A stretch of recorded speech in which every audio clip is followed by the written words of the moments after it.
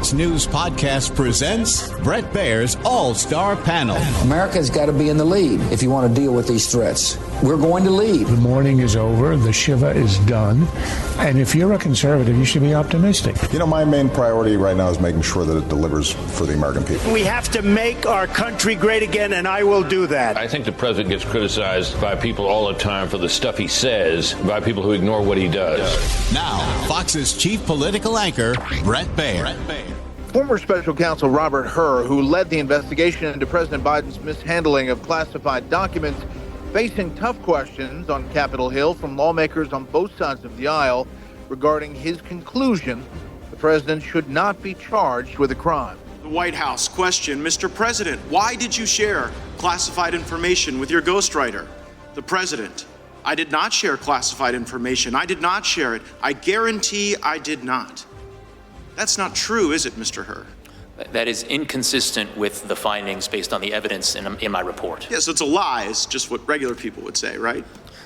Yeah, all right. President Biden is continuing to walk back phrasing from his State of the Union address, where he referred to Georgia nursing student Laken Riley's killer as, quote, an illegal, experiencing some backlash from his own party for the choice of words.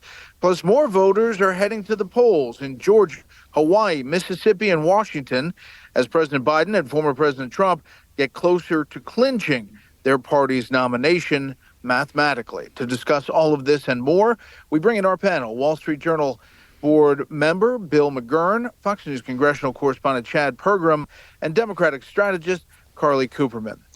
Chad, start with you. What's the take from the Hur testimony today? Well, I think it was kind of summed up by Ken Buck, the Republican representative from Colorado, who's leaving, and we can talk about that more in a little bit here. He announced that he was going to step aside.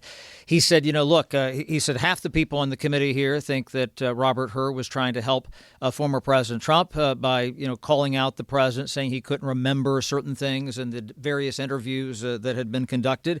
And then the other group thinks that they're trying to help President Biden. And he said, welcome to Congress if you've kind of ticked off both sides.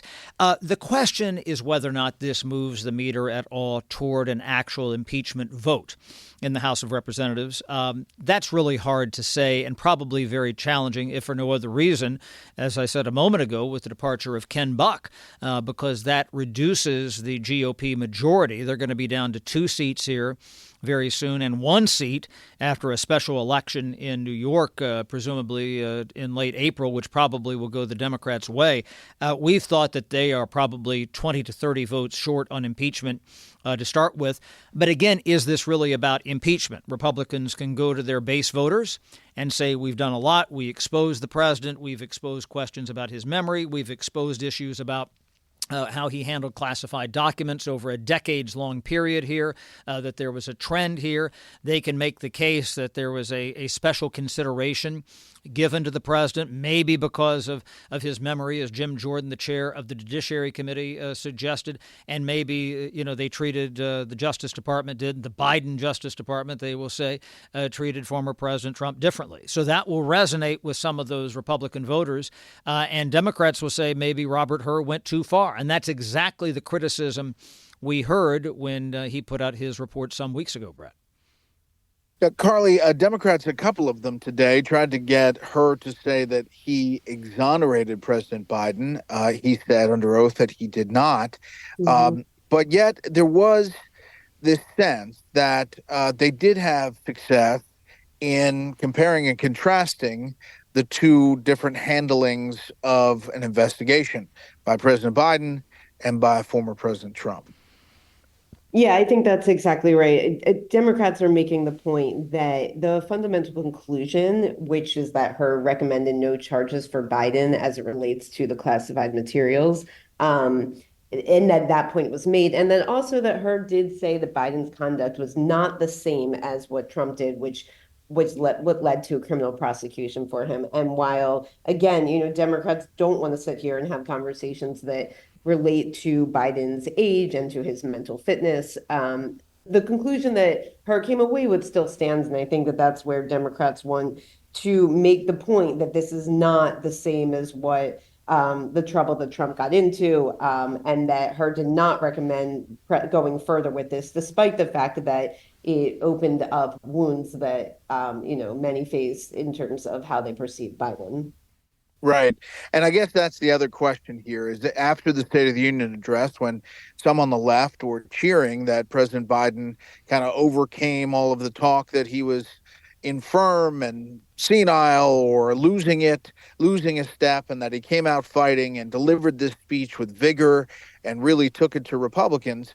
On the flip side, you have this report where he gave this interview for a long time, and the conclusion that Special Counsel Hur comes to is that he would be a very sympathetic figure in court. And that's one of the reasons not to bring charges, is because he's an older man who's forgetful, and it would be tough to get a jury to convict on this.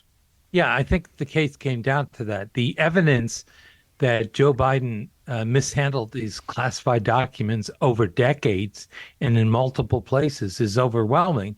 But the special counsel concluded it'd be hard to get a jury to convict, and so he recommended no charges. I thought the hearing was interesting because when Hur first released the report back in February, Democrats and their allies just jumped all over them, accused them being a tool of MAGA and everything because of the language about Biden's diminished mental capacities. And they reacted strongly to that, I think, because that is the president's weakness going into the 2024 elections. But I think it backfired. The more they complained about it, the more the focus is on Biden's mental health. I mean, the thing is, Robert Hur didn't make this issue up. It's what people say every day. But then it bore the imprint of the Justice Department, and they were really mad. So I think this time at the hearing, I watched it all, and I thought mostly they went with what they should have done the first time. No criminal charges, and Trump's case is different from Biden's, and kind of lightly tread on the part about Biden being an old man with a bad memory. Because anytime the topic is Biden's mental fitness, he loses. Panel, we'll hold it right there. Yeah, Chad, you mentioned the diminishing majority here with Ken Buck resigning at the end of next week. This is, you are already at 2. Right, exactly. And as I say, it goes down to 1 because you have this special election in Western New York for the Brian Higgins seat that probably goes to the Democrats. Maybe the Republicans, get one back here because you have the special election for the Kevin McCarthy seat in California. That's in May.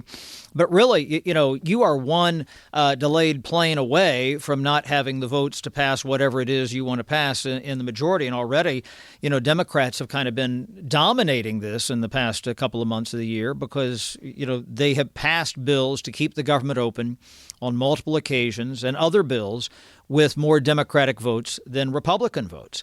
That's significant. Democrats effectively have been in control of the House of Representatives. And Mike Johnson, he's taking some heat from his conservatives, but by the same token, they also just seem to like him better and tend to give him a lot more latitude than they did Kevin McCarthy. So he's not going anywhere. As somebody put it to me a few days ago, we've changed the personnel once. That didn't make things any better. So what else are we going to do? So they really are probably not going to go back down to this well. But that's the danger here, for the Republicans. And this is the problem as we go into the general election. It doesn't take that much for the Democrats to flip the House. You look at those New York seats. The Republicans prevailed in those seats in 2022, redistricting there. The House of Representatives, control of the House will be decided probably in New York State and California.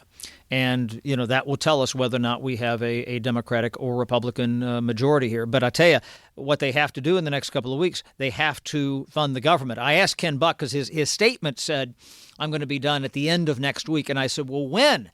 At the end of next week. And he said, on the 22nd. I said, at the end of the day?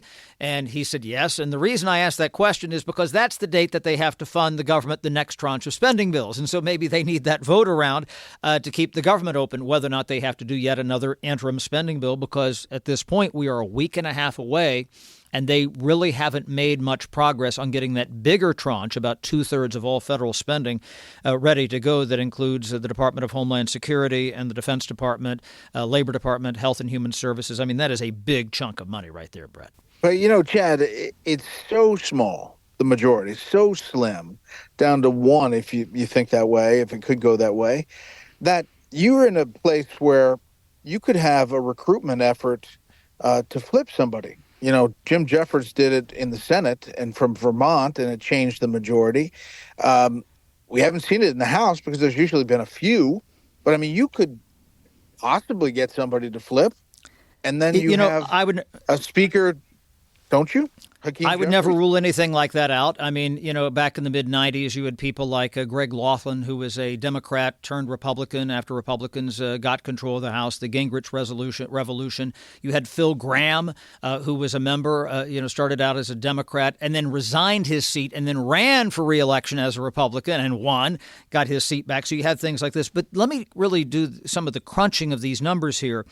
Let's say, okay, we go to the Brian Higgins seat. Let's say that the Republicans lose that seat and it's a Democratic seat. So the number is actually this, 218 to 214.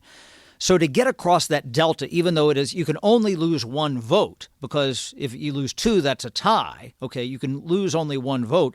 To flip 4 seats or 3 seats or whatever it is, that's still a pretty good delta there. So it's more than 1 or 2 people that you have to flip control. That was the difference that you refer to in the Senate in 2001, because it was a 50-50 Senate, and Jim Jeffords became he was Republican, became an independent, and then said he would caucus with the Democrats, and that's why Tom Daschle from South Dakota then became the majority leader. Yeah. Carly, we focus on the presidential race so significantly, and obviously it is looking like it's going to be President Biden versus former President Trump. But you look at these other races with these majorities in both chambers so tight, it is going to be crucial, every single one.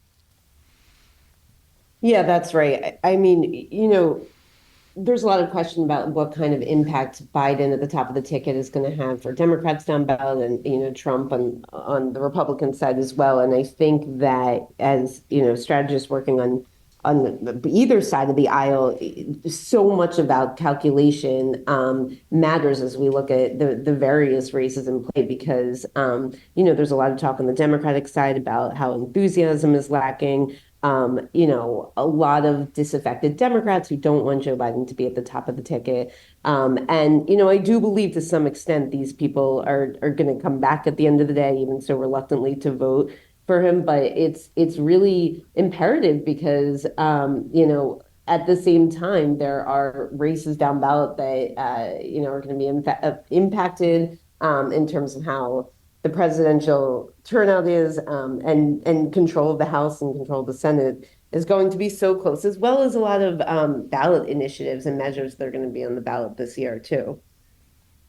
Yeah. Finally, Bill, as we get ready to get into budget land, we haven't really turned the corner on dealing with the biggest issue, which is debt and deficit, and neither party is doing anything about it.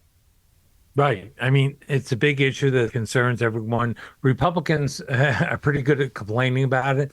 They haven't done it. Partly, they don't have the majorities they need to get it done. But the ones pushing the most for cuts are angry at the leadership, because the leadership, being outvoted by both Biden and the Senate, just don't have the votes to do it. So I think the problem just continues. It's a perennial problem in the U.S. that legislators have an incentive to spend, and sometimes they do at both parties. But President Biden shows no sign that he wants to do anything about it. Well, it's an amazing time.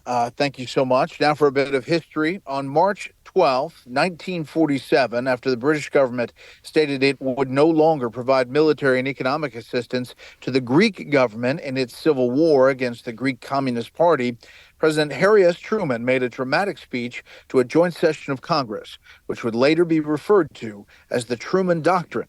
asking for assistance for Greece and Turkey. This speech established that the United States would provide military and economic assistance to all democratic nations under threat from external or internal authoritarian forces. That'll do it for this week. You can hear more of this series at foxnewspodcast.com or wherever you download podcasts. Make sure to leave a rating and a review. We want to hear from you. For Bill, Chad, and Carly, I'm Bret Baier. We'll see you next time. Listen ad-free with a Fox News Podcast Plus subscription on Apple Podcasts, and Amazon Prime members can listen to this show ad-free on the Amazon Music app.